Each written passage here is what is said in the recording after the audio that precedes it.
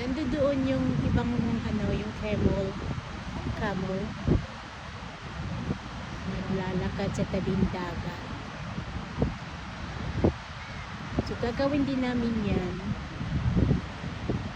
kaso lang siyempre mahirap kumuha ng videos.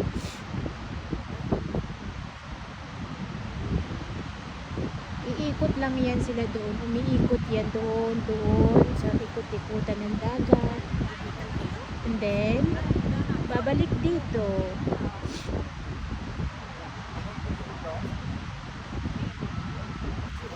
Mga 1 oras lang naman yan, kasi hindi pwede na matagal sa camel. 1 oras yan, isang lang, dahil syempre kailangan nila magpahinga. Yan.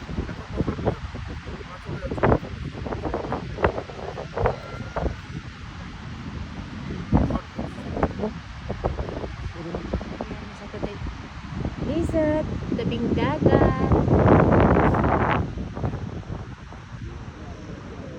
Dito rin kami quad bike, pero sa kabila ka nag quad bike na talagang panay buhangin lang talaga, ganyan.